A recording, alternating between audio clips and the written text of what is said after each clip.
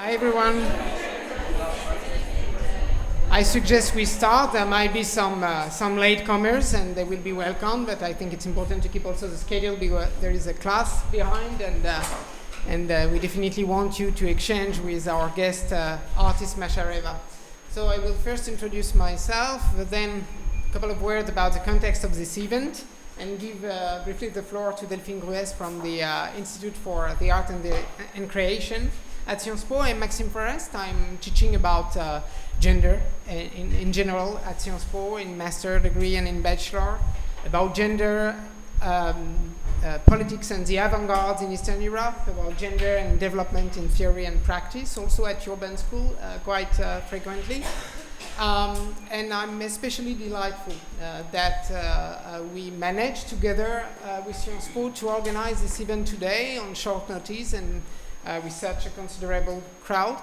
I'm especially happy also that we host that person in particular, Masha Reva. We'll tell you after a few words about her, and she will tell you much more about herself. Masha Reva, just in a nutshell, is a major contemporary artist in Ukraine. She's also one of the most committed to activating and leveraging art and creation as a mean of resistance and resilience against the war of aggression. And she will be able to share with you visually and orally her experience of creation and art in wartime. This event would not have been made possible without the implication of two major actors at Sciences Po, Delphine, representing the Institute for the Art and Creation, and also PSIA team, Marie Zenaid here present, also the Dean Arencha Gonzalez, to bring together politics and arts as we intend now to do at Sciences Po, and I think that Delphine can tell more about this aspect.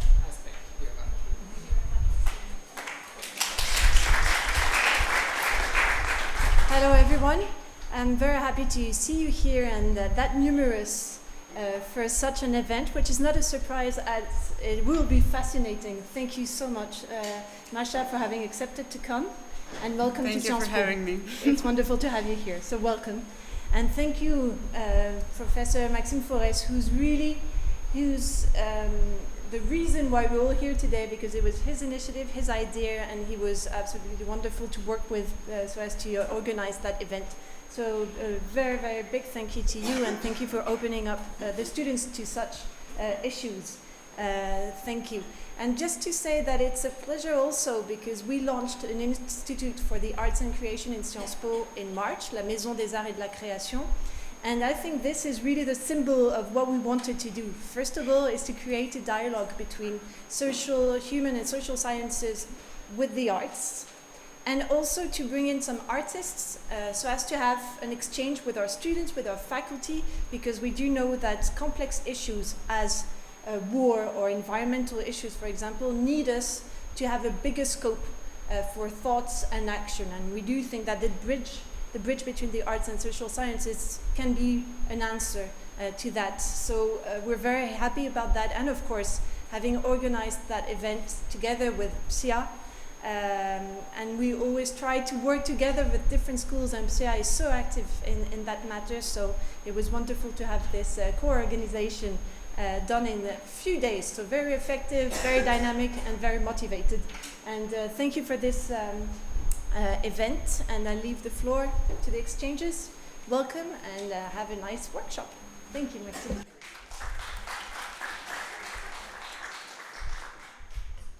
So maybe just a couple of words on how we're gonna work.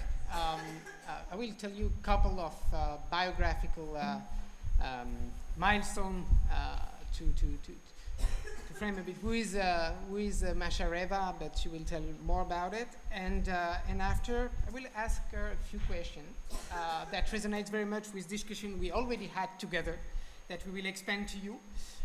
We will also show you a short movie that is about 10 minutes long, and that documents that will be toward the end of our discussion and before exchanging with you directly.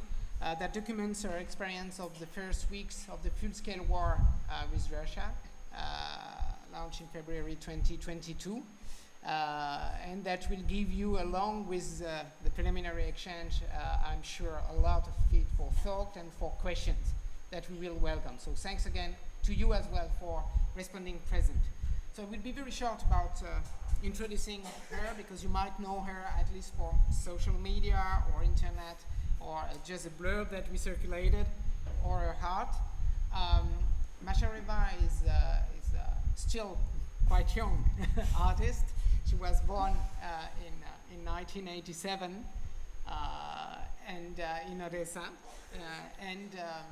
and she made a first breakthrough in an international career in fashion design before establishing herself as a leading contemporary artist, painter, plastician in Ukraine and abroad.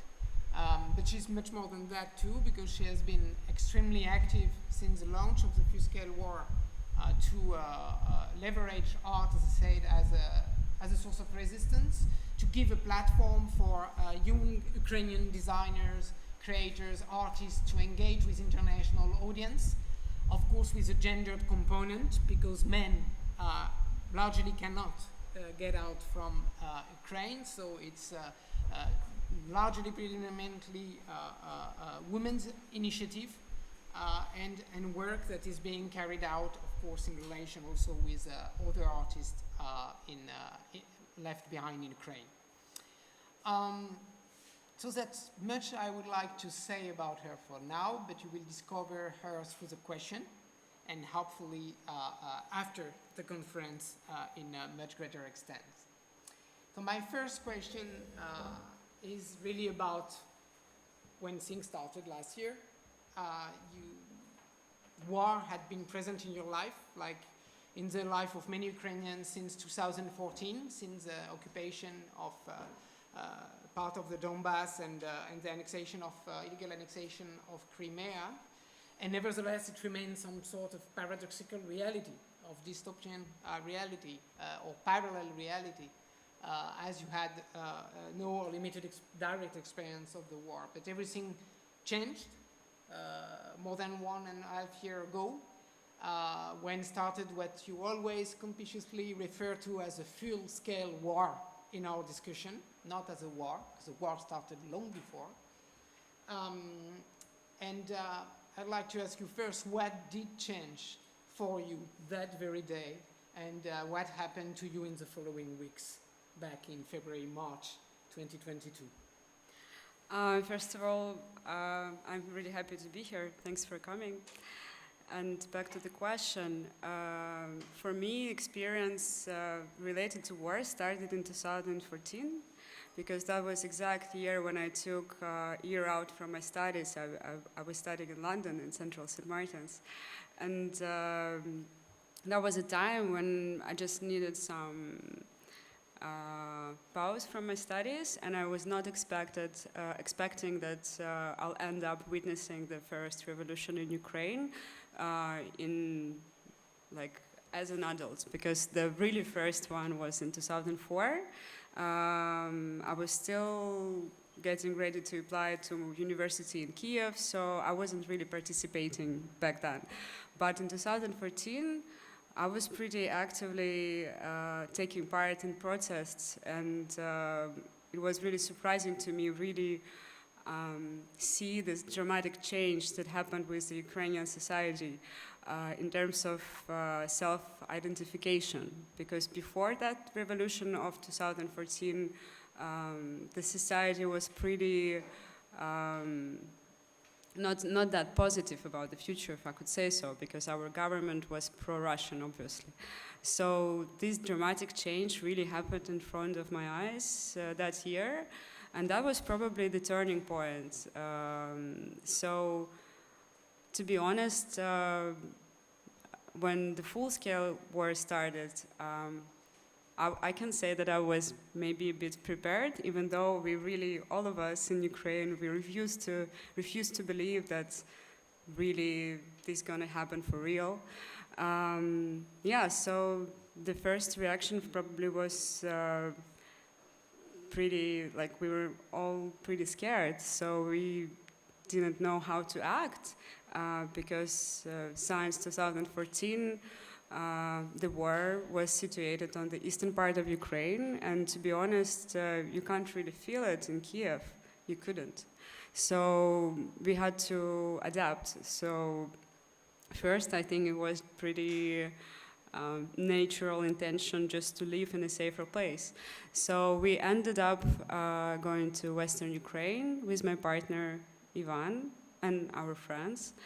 And eventually, after a short period of time, I think after 1 month of like volunteering, trying to help on the distance, we decided that we want to try to help with what we do the best, which is art.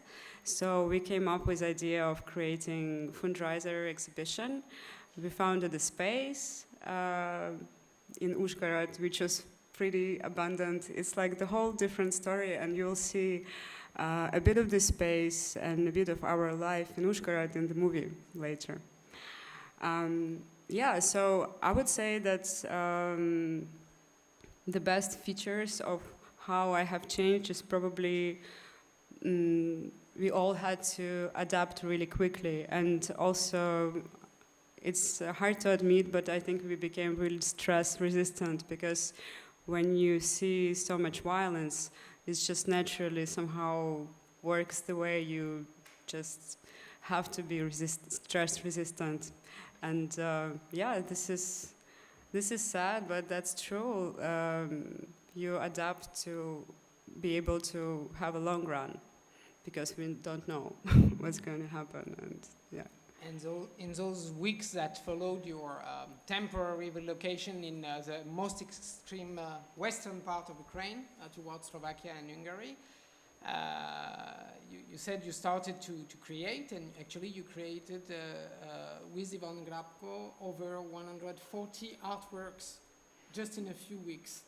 In a month. In a month. In a month, 150, yeah, something like that. And some kind of like big size art paintings and so on. So you mentioned the impact it had logically on you, on the art community, the way art was immediately sized as your way of expression and dealing with the trauma and with the reality of war.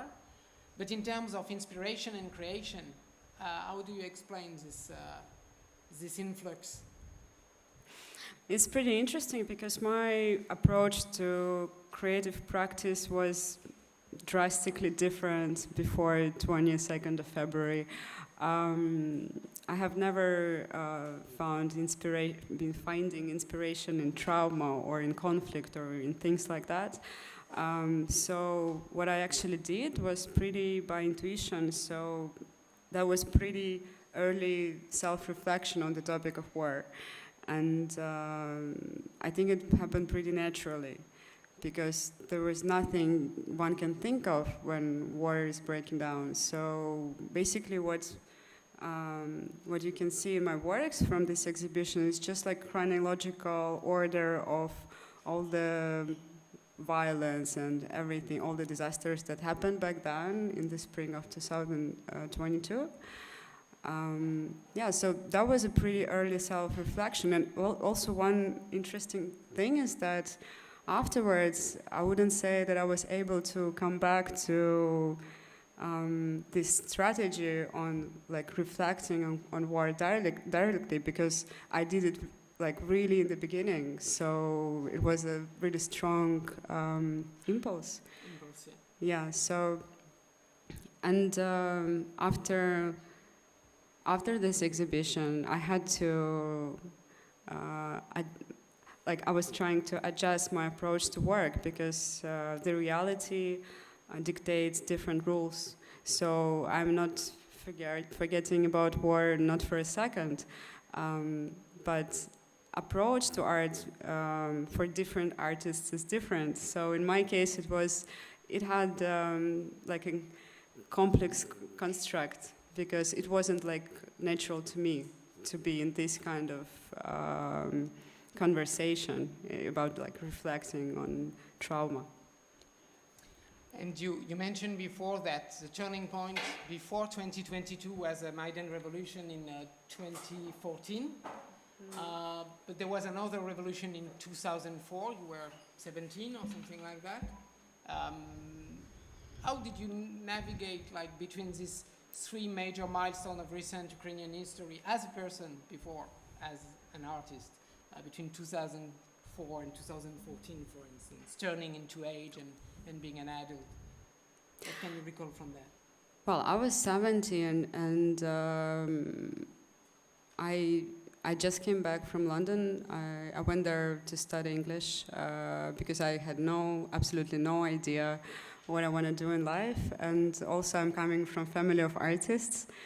So I was pretty scared to call myself an artist. So I was trying to kind of go around it. But as you see, like one couldn't run away from oneself. So yeah, back then I was attending drawing classes, and I remember that my tutor, he was really supporting the Orange Revolution, and I can assume that everyone who could think freely was absolutely logically somehow connected to what was going on.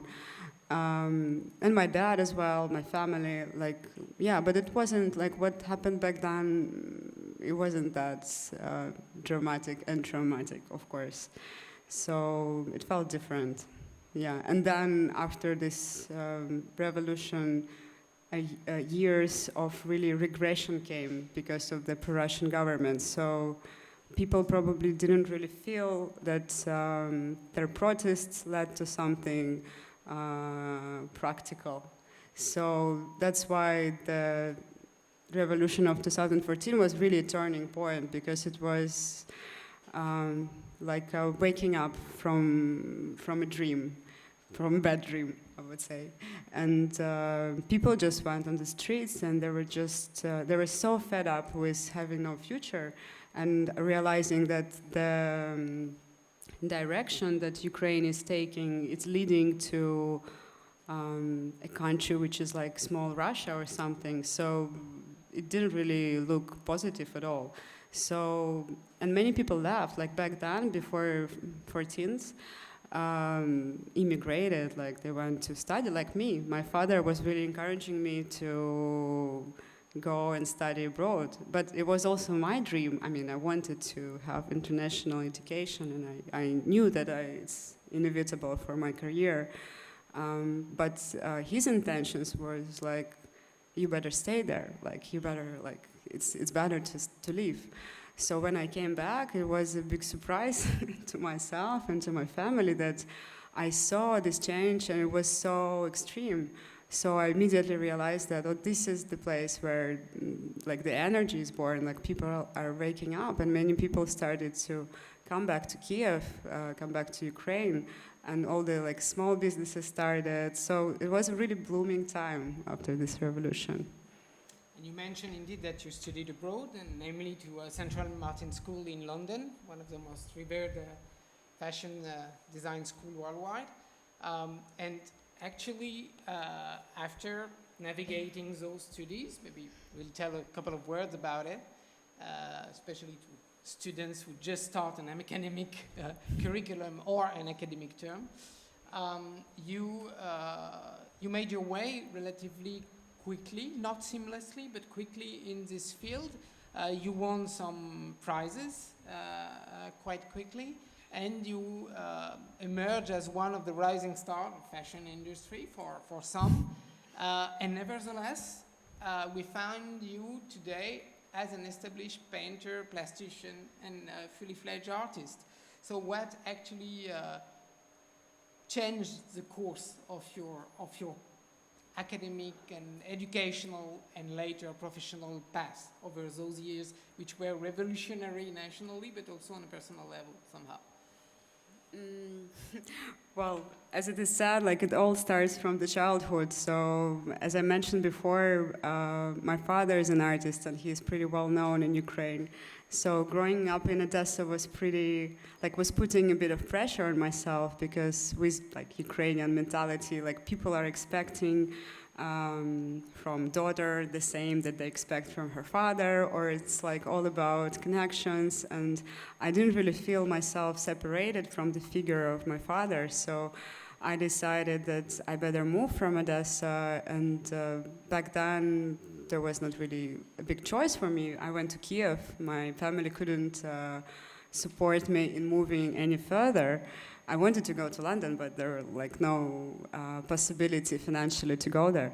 So I went to Kiev, and the secondary, I was a bit scared to declare that, yes, I truly feel like an artist. I was always trying to make my way around it because being next to my dad was always like, felt always like someone is comparing me, or I have to be better, or I can't fail. So I decided that fashion design sounds pretty fun. That was like pretty spontaneous. So I also saw that it's something connected to my mom, because my mom used to study fashion design as well. So like these days, all these disciplines I work in, they're really different from different fields. It's also because of my parents, both of them. So I think I kind of managed to combine all these different things. But back then, I went to Kiev. I applied for university to study fashion design. And then I did a couple of internships. Actually, in total, I studied for about 10 years, including master's program in St. Martin's.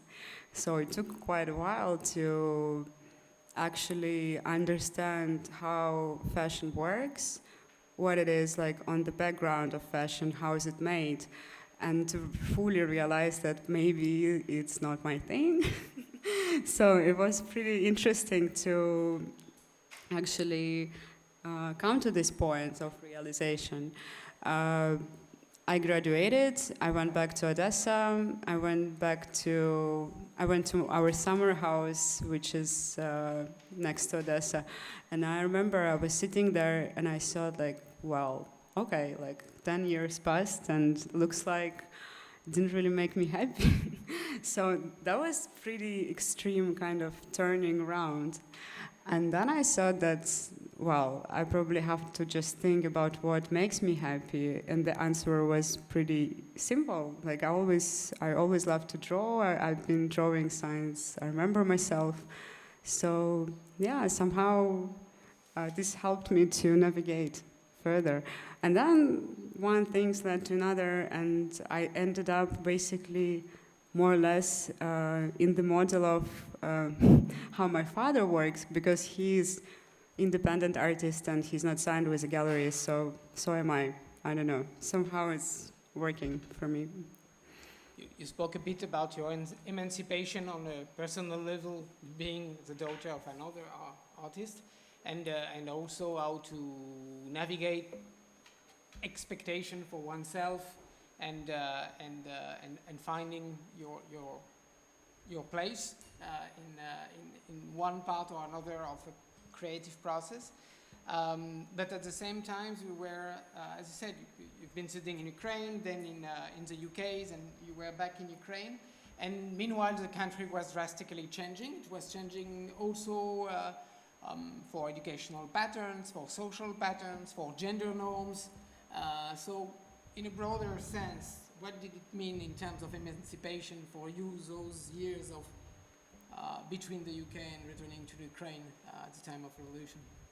I think what really makes the difference is the direction Ukraine took in 2014. I think that was clear that society wanted to move more into European direction rather than into our past and into like pro-Russian direction.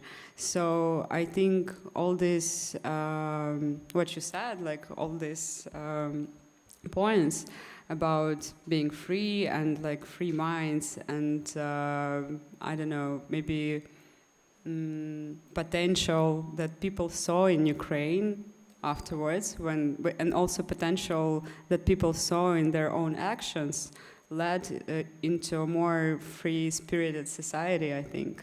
So in general, I mean, of course we're still trying to get rid of many things as any society.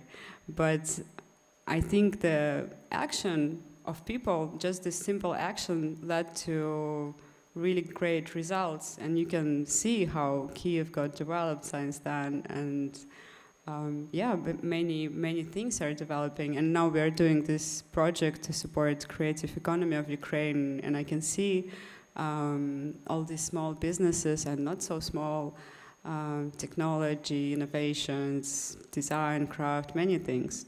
So all this got developed, and I think it's really connected to self-belief. You, you often describe yourself as someone who needs their own space to find our own path.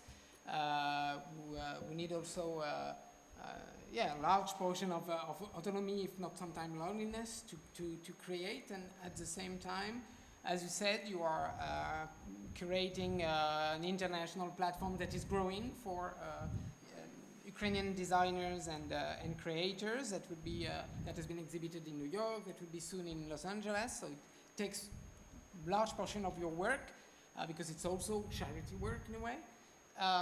And you also shared your creation practice, as we will see on the movie, although still maintaining your own path with your partner. So how does it fit this quest for autonomy in one specific space, and maybe the change brought by the war of collaborative work and of solidarity in a way? Well, in order to become an artist, you really have to sometimes be self-centered because it's all about concentration and finding your own path.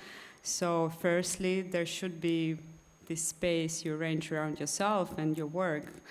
And then secondary, it's great to collaborate, of course. And back then, when we started to work on this exhibition pretty spontaneously, with Ivan, we just saw that we can join our forces, and this is going to be like a stronger influence in the end.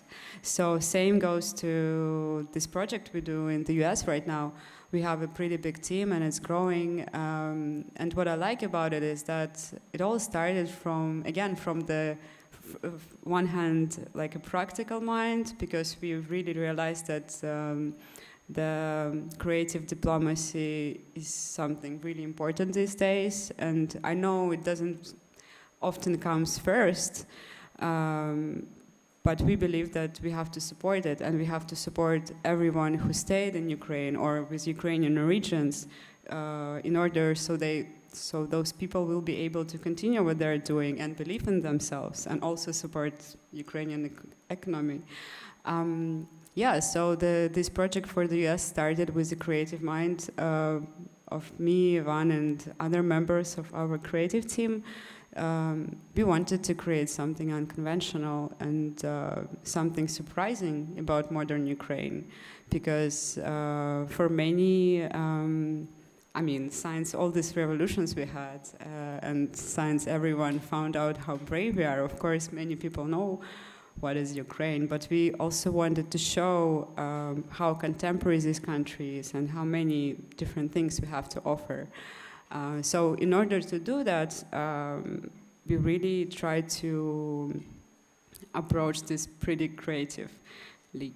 So I don't know, I hope it feels that way. If you're interested afterwards, I can tell you the name, the website, you can check it out. So your support is appreciated. We'll do sure afterwards. In the conversation we had over your residency in Marseille, because we have been together for a little while now before coming to Paris for Machin to create at Le Corbusier's Unité d'Habitation, which is a UNESCO World Heritage Site in Marseille that has inspired many, many artists in the past. And during this conversation, there is a parallel that came over and over, and that was between the relation of many Ukrainians to the former colonial power, that is Russia, until February 2022, even after the invasion of Donbass and annexation of Crimea, and on one side. And drawing parallel between this relation to the former colonial power with an abusive relationship in an unequal relationship, where the worldview of the victim is partly shaped by the perpetrator or by the colonial power. So how do you, what resonates in your experience with this parallel? Does it work? Well, definitely it makes sense, partly. I think also because, I mean, I have to admit that not feeling the direct effects of war was one of the reasons why people kept on all these connections, like me included. Like many people had friends and work and I don't know, etc. But this is like a hard truth. But from other hand, I think just like our nature as a nation is absolutely different. Like we didn't expect such a brutal things, you know, that happened with war.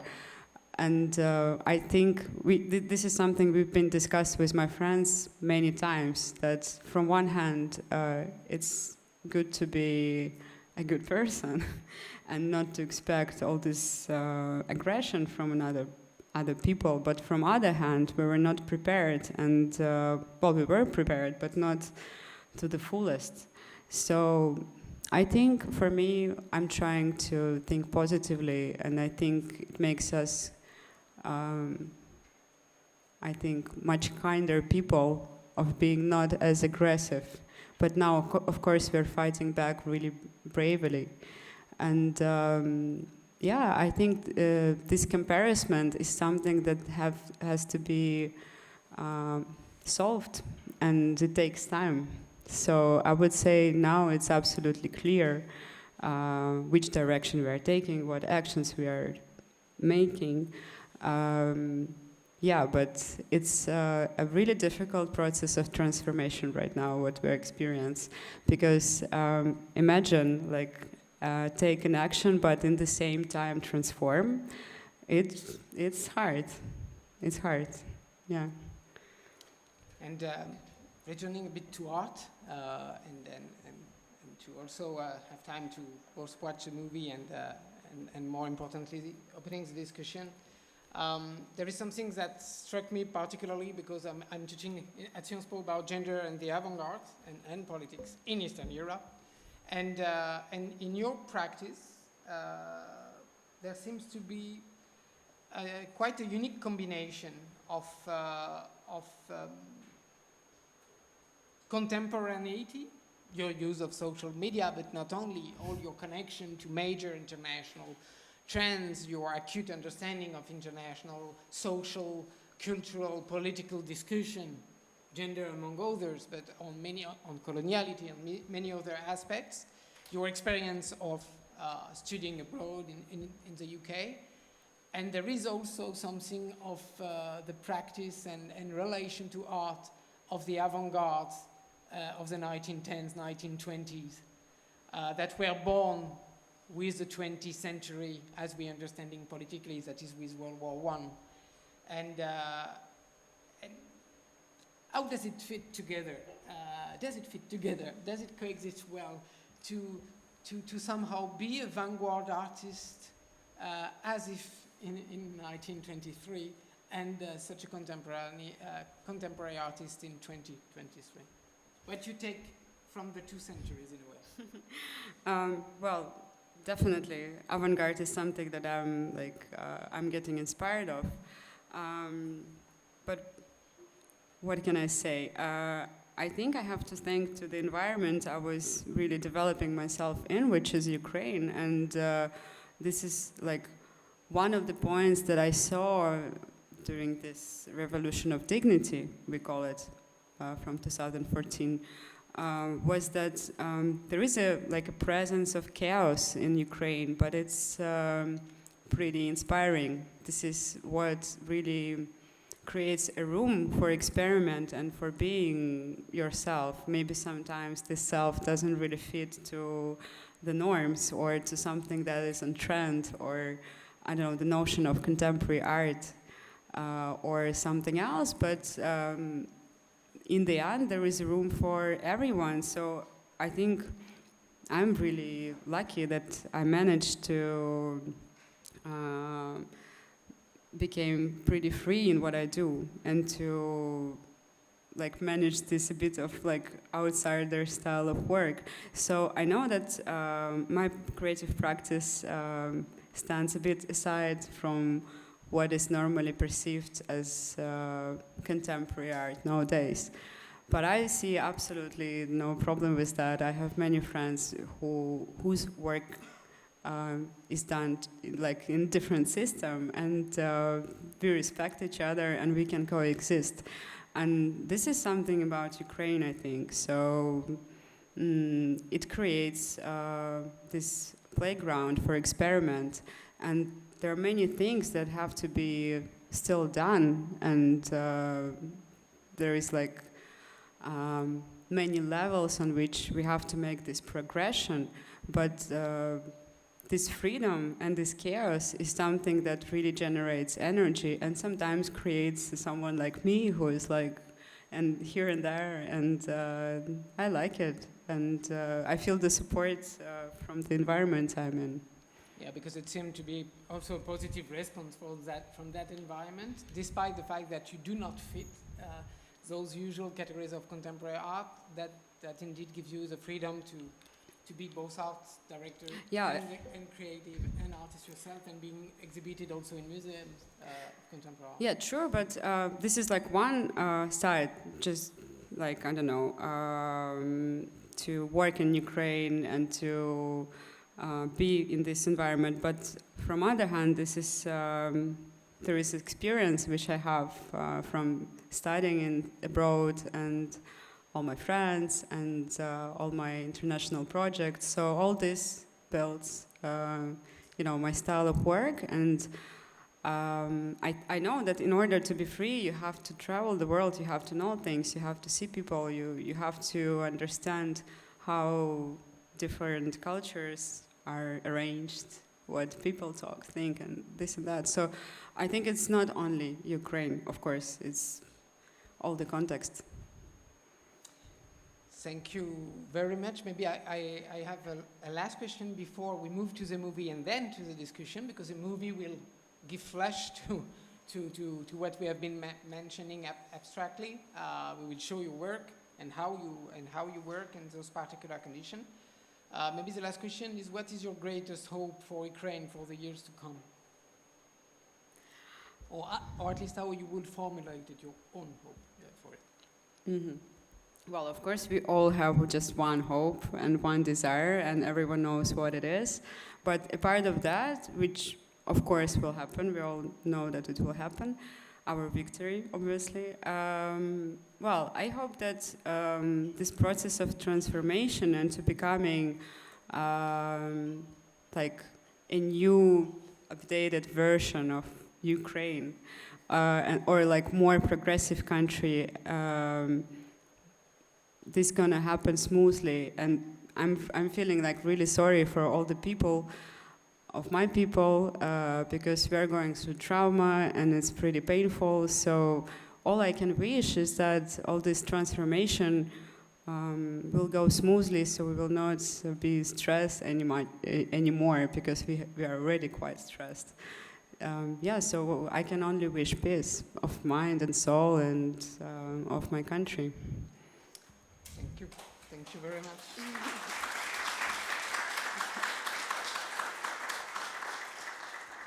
And the floor is yours, and don't be shy. Yep. Maybe we have. Shall I give the microphone? The mic? Or you can come in the middle if you don't. Hi, I just want to say, first of all, thank you so much for coming. It's such a pleasure to hear from you, and it's so important to hear from people like you in an institution like this. I had a two-part question. It's about asking about certain moments. And I was wondering, the first one is, what was the first time that, especially like a year and a half ago, everything started to feel real for you? Like, it's one thing to hear the news, but I imagine there was an element of shock as well when you first hear, and then it just sinking in. And then the second moment I wanted to ask was when you felt like what you were doing was impacting, like it was, you felt your art move into something that was properly impacting. Mm-hmm.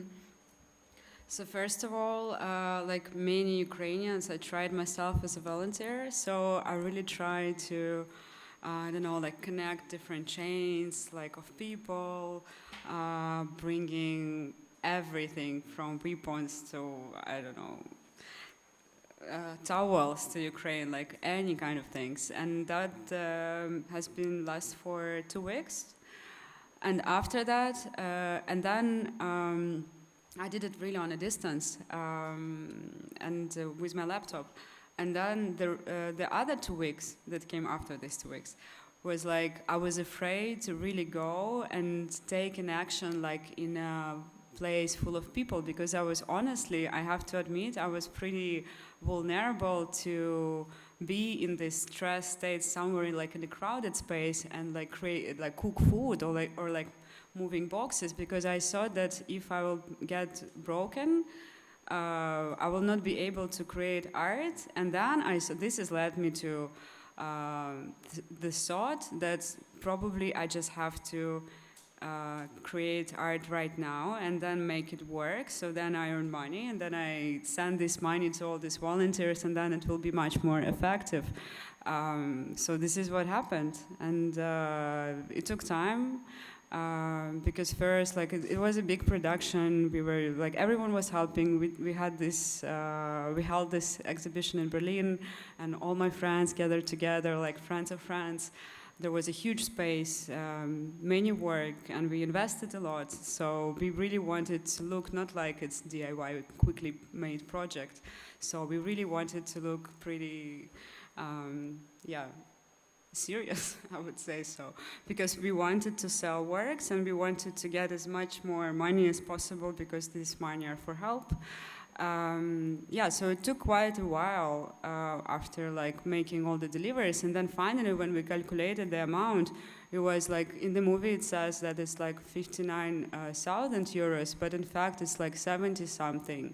And when I realized, like when I finally got the images from all these volunteer groups, like they bought cars or like things, like different things, at this moment probably I realized for the first time that it worked, like the whole thing, and I was like, I think I did it right, that I didn't go to like volunteer straight away, because it's just, in my case, it's just a different way to help.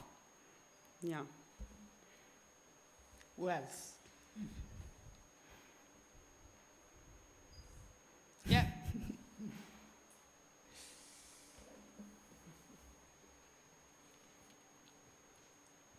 Yeah, one more time, thank you, Masha. It's like I'm also from Kyiv, and Masha is really a superstar there. I mean, in a good way, like not in a pop star, but like they know she's cool, and like this framework is super cool for her in Kyiv. And my question is actually about the colonial art, because it feels that in European art institutions there is strong influence of the Russian art discourse, that the Soviet Union, all the post-Soviet countries are considered to be Russian art and stuff. Now during the war it's felt that the discourse is changing, Ukrainian art is more visible, but still the question is about the demand from European institutions right now. Like, is there more demand from them to you to bring art, to show Ukrainian identity, or you need to be more proactive to state your, like, to show Ukrainian art? And the second question is, like, my personal interest about, do you feel now there is in Ukraine development of new direction, new wave of art, especially in the painting? If yes, like by showing Ukrainian identity. If yes, how would you characterize like this new wave of Ukrainian art and identity in it? Mm-hmm. So the first question, I think the situation with originally made Ukrainian art in international museums has changed, because when I've been to New York this spring, we went to MoMA and we could have seen like already different signs next to the paintings, and this is happening all around the globe. I think what is important, of course, this is like basis to really demand to put Ukrainian art, to make it stand separately from the Soviet. I mean, it's part of Soviet past, but anyway, it's separate culture. So this is first, and then the second, I think the presence of Ukrainian art of different centuries, from different artists, from different eras, in huge institutions around the globe is inevitable. And right now there is a huge exhibition that is unfortunately going to close on Sunday in Dresden, in Albertina Museum, and I think it's first one of the kind exhibition of 100 years of Ukrainian art. So I think if to talk positively, I think it's good that we have this opportunity and like a strong reason to really exhibit Ukrainian art, to teach about Ukrainian art, to tell the story behind it, and to explain where are the roots. So this is happening right now. And then to the second part of the first question, I think, of course, being an artist means that you have to be active, I mean, if you can. And right now, I think, first of all, it should be honest and sincere, and then it's going to work for sure. Yeah, so yes, of course, if you want to gain some, I don't know, attention and to spread what you do, you have to find the ways.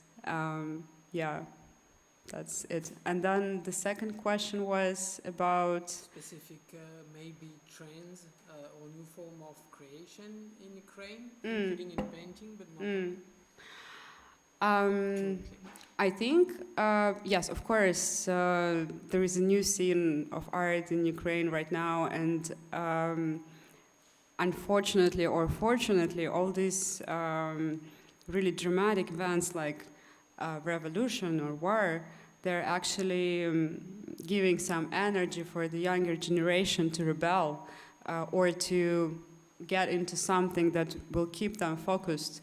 For example, this is what happened with the techno scene in 2014, and all these clubs, like I think they were starting back then because I think kids or like younger generation or adults, they were a bit traumatized or depressed about what is going on, and so they needed a place to go and just to give away their energy and get some new energy. So this is something that I think can relate to art as well.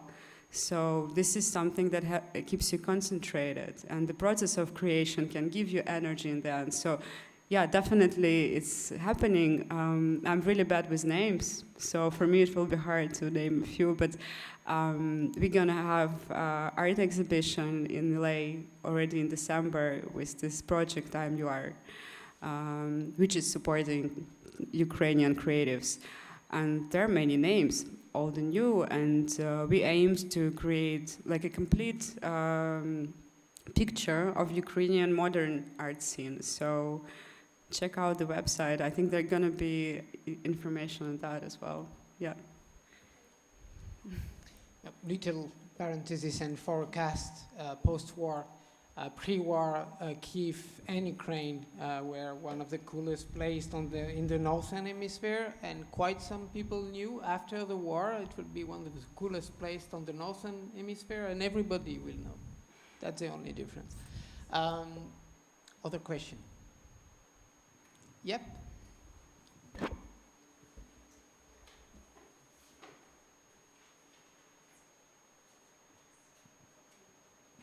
Thank you so much, also for your personal insights. They were very, very enlightening. My question was more, I think, I forgot the specific way you termed it, but I think you talked about artistic diplomacy in a way. Artistic Diplomacy. yeah. I was wondering if you could maybe elaborate on that a little bit more, because I thought it was very interesting, and also maybe talk about the extent that you are, I don't know, the way you see, the way you talked about how art is, you and fellow artists use art in the ongoing war. In the Ukrainian context, do you think that's a very unique scenario? Are you aware of other, I don't know, other transnational networks? Are you linking with other artists? Do you think the Ukrainian experience in that sense is very unique, or? First, regarding creative diplomacy, cultural diplomacy. These days I'm trying to be really careful what I'm calling weapon, but in a sense you can call culture a weapon as well, because this is something that shapes Ukrainian identity. So that's why the diplomacy, which means an exchange in cultural sense, or different kinds of exhibitions and showcases that are giving an image of what modern Ukraine is, and as well what it is in historical sense, is shaping this complete picture of Ukraine. So, and this is like this level which is really important. And of course I know that if to talk politics, our government is really smart in some ways to like, I don't know, or sometimes not, I don't know, but we have this diplomacy style that we are doing this and that. But I think like what we have to do as creators, we have to bring attention to the culture and to all the people who are actually shaping this culture, so then they can also be supported and to like put their energy into development of the Ukraine, because it's like an engine, you know, all these creatives that are staying in Ukraine and working, it's something like a lively energy you really have to support, because it's really fragile thing. So, and in the same time, yes, it's pretty important like mechanism, I don't know, structure that identifies us as a nation. So explain what Ukraine is. And the second part of the question was about the uniqueness or not of Ukrainian experience in mobilizing art in the war context. Do you link up with international network, or is it mostly Ukrainian artists being involved? I think it's definitely something about the network, because with war and before full-scale war, we really were into building the dialogue, because we all understood like what change we have to make, which direction we have to take, and this is always based on the dialogue. So it's definitely dialogue between artists or between institutions, or it's definitely something about the exchange. And yes, the experience we are having is unique because, well, we managed to keep the level of life to a certain extent in some places that are relatively safe, so we are able to create there. Like, I opened my studio in Kiev already after 22nd of February, and so like many people around the country started businesses, and this is like unique experience because you, from one hand, you understand that you are in a relatively safe place, as we call it, but then from other hand, there is like this enormous desire to create an action, and we are doing it. So, and this is something that we can share, I think, and this should be done. I think, yes, it's important. Other question? Yes, please. Maybe.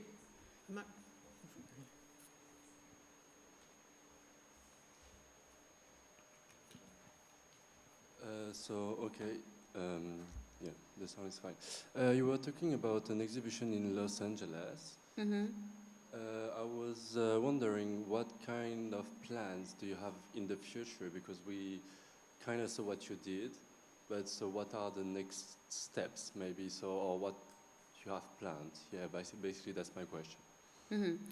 Okay, so with this project we did, which is called I'm You Are, we aim to introduce the image of modern Ukraine to the audience in the US. So, and we want to provide our participants of the exhibition new ways to develop their businesses, to show their work.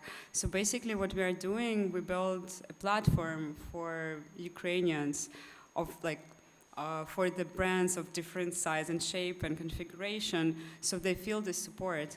So what we are hoping for the future is to develop this platform, and we have no idea for how long this we're gonna be present. So we are just focused on really perfecting this system, so it becomes more and more helpful for our participants, people who are with us. So, and also it's it's a cultural project. It's also a social project, because right now we have open call, which means that we are going to select 7 people and provide them financial support so they will have ability to exhibit. And of course it all costs money and we have to arrange those things. So it's a pretty it's pretty stressful process to actually arrange this project, because part of members of our team is in Ukraine, another part is in the US, and the third part is placed around the world. So we are working in a really kind of crazy conditions sometimes. So what we hope we achieve, first, we gradually hope to change the image of Ukraine, because there are some cliché existing about what Ukrainian culture is or what Ukraine is, and we want to really add innovations there, and we want to add IT sector there, and this is something that we are trying to underline. And I think we have already first little results after our event in New York, because people were just coming from the street, and we have chosen location really in the center in Manhattan, the down low Manhattan. What's it called? Anyway, so it was pretty central, and people just saw that something bright, colorful going on, and they were just coming from the street. And one more point is that of course, we are communicating about war, because it's absolutely not possible to mention the reality. But our strategy is to make everyone sell and make everyone visible. So it's not about I'm trying to be honest here. It's not about this is this huge trauma that is going. It is going on, and it's absolutely real. But we believe that even though Ukraine is at war, many people are doing their best to support their businesses, their projects. So we want to show them in a really great spotlight, so they can develop further. So it's it's a dual reality. So first, one hand, we are, of course, traumatized, stressed, sad, and everything. But from another hand, we are really trying to do our best to show that in all the circumstances, Ukraine is a really beautiful country with talented people. So it's it's hard to balance these two, because, it all takes emotions. Yeah.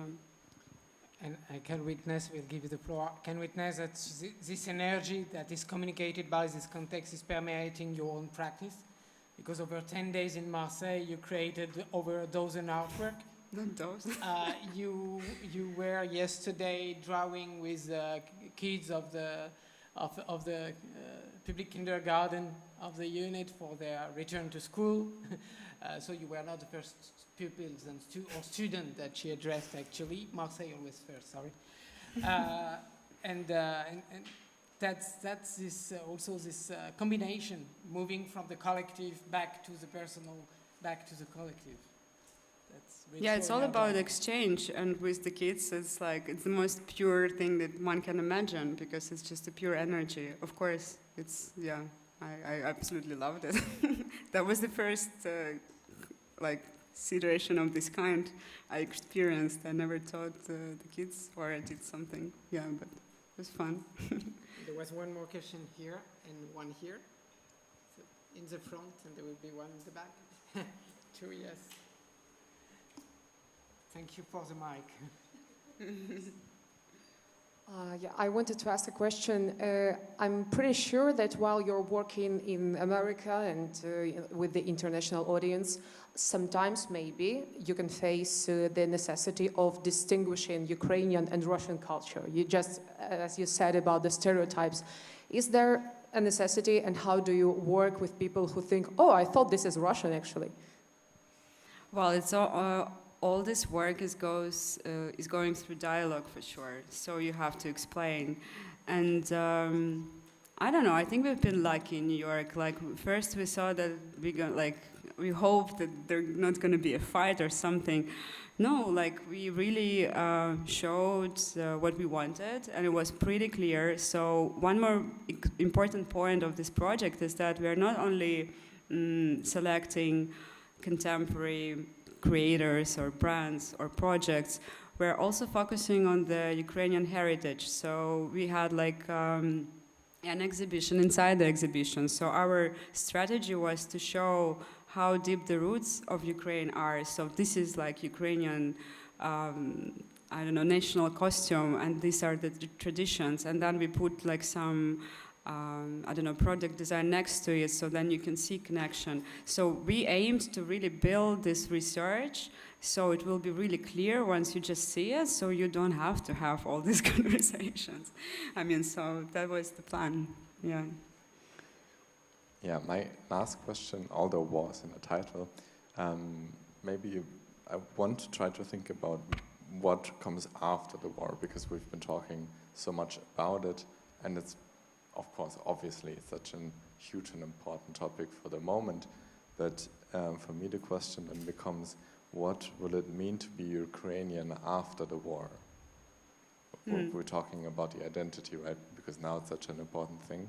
And if we're talking about the past and the connection to Russia, how will that look like once it's over?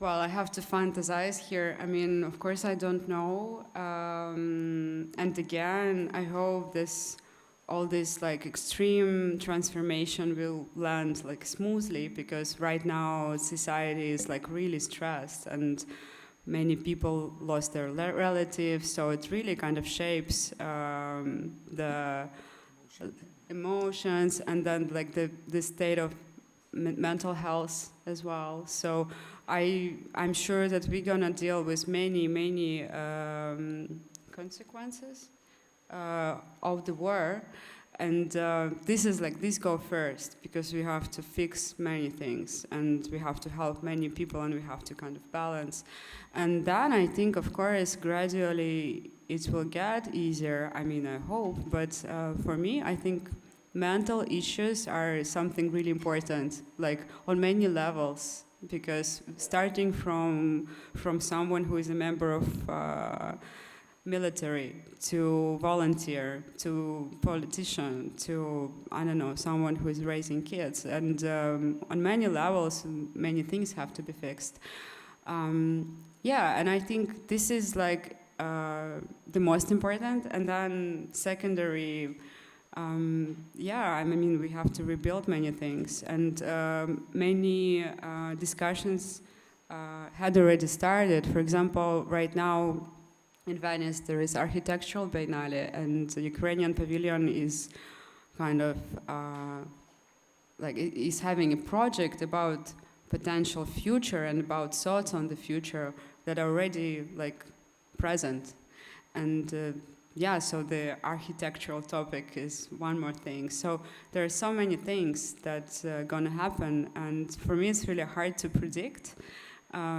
I can only hope that like the mental issues will be solved as soon as possible, and for that we have to really equip many like hospitals and institutions and systems. This is important. Yeah, so, and then, well, I think everything gonna be better than it used to be with some time, but it's a lot of work. Yeah. Maybe a couple of last questions. Yeah. Thank you very much, Masha. First of all, I want to say that I find your work very inspiring, your courage, and thank you so much for sharing this with us. My question is more related to your work, the creation of your art, because as an observer of art, I find myself often trying to find a meaning when I see a piece of contemporary art. But sometimes I think maybe it's not really just only about the message, but maybe it's more about the emotions or just the beauty of the piece. So I wanted to ask you, what do you think when you create a piece of art? Are you thinking about a specific message you want to convey, or are you just channeling your emotions, or maybe you're just thinking, I want this piece to look also beautiful, as you said, just to, give some positive or maybe negative energy out of it. So more about that, if you can share, please. Interesting, because we had this conversation with Maxime recently about the intentions, I guess, of the kind of art I do. For me, I think what is really shaping my approach is the saying of my dad, which I'm not sure is appropriate right now, but this is something that really shaped me. Once he told me, when I was absolutely not sure what I'm gonna do in life, he was like, you know what, art doesn't like weakness, and you have to be strong in order to do art. And that was something that kind of made me question whether I'm ready to go in this direction, and it took me many years to become brave enough to really admit that yes, I can go this direction. So, but once I did it, one thing came with it, with this realization, and this is a pure energy probably that exists in the process, and this is something the most attractive to me, I think. So first I was really scared to call myself an artist. I tried to work in fashion. Sometimes I did well, sometimes not.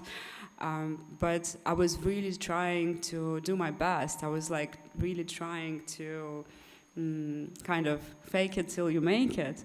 But then once I really truly told myself what is making me happy and what is my thing, then suddenly it was just like a click, and I really realized that I don't have to take myself too seriously. And only with this kind of approach, all I do will be playful, truly playful. And this is what I like. I mean, I'm absolutely okay with the fact that I'm not trying to be super intellectual or create really complex concepts, because this is just my strategy. I like simple flow of energy and what it gives to people. So that's the thing. It's just about it. Yeah, well, that's it. Last question? Or we are done? Okay, so thank you so much for your presence with us today. I hope it was inspirational to all of you, not only from the perspective of art, not only from the perspective of art and politics and international politics, but also from the perspective of life and how one may shape it or their own path without the boundaries of academic disciplines or just one fit all diploma or etc. etc. And I think that this institution allows it and builds further bridges to different possible orientation and experiences, and I hope that it was a good example to everyone. So thank you so much. Thank you.